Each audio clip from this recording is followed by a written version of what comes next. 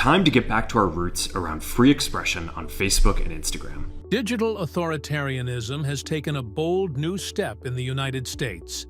Meta, formerly known as Facebook, has announced it is dismantling its fact-checking operations in the U.S. This decision, made shortly after a cozy dinner between Mark Zuckerberg and Donald Trump, is already being labeled a gift to hate speech, misinformation, and political manipulation. Mark Zuckerberg claims this is about free expression and simplifying platform policies.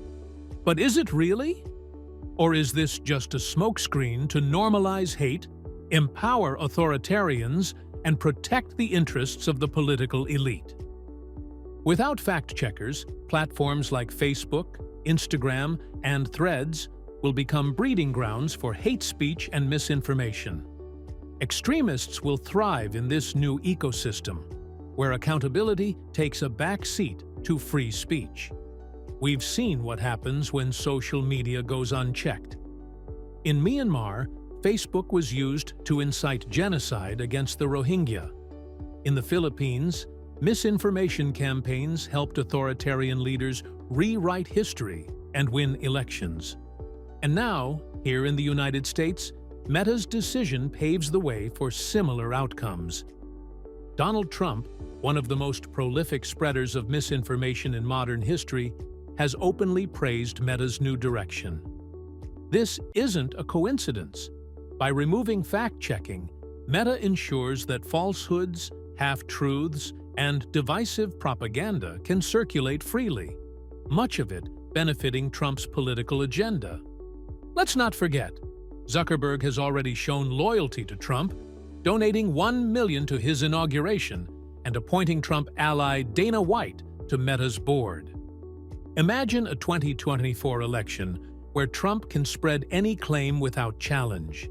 Whether it's false accusations about voter fraud or baseless attacks on marginalized groups, Meta's decision provides him with the perfect platform to manipulate public opinion and sow division.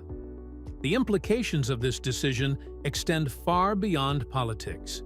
With fewer safeguards, Meta's platforms are now open season for hate speech against women, LGBTQ+ individuals, immigrants, and other vulnerable communities. Studies have shown that online hate often translates into real-world violence.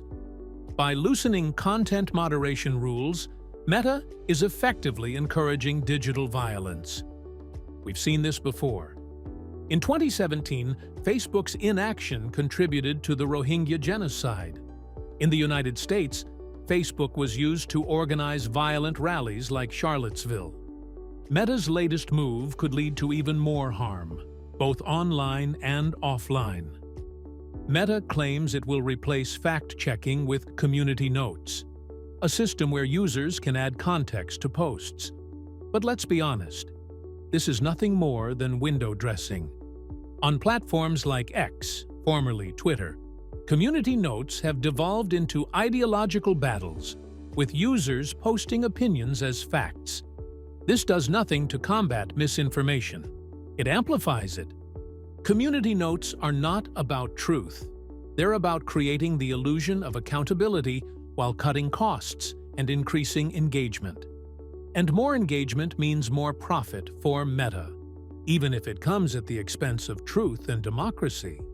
Experts are calling this move a step toward digital authoritarianism. Platforms like Meta aren't just tools for communication. They're tools for control.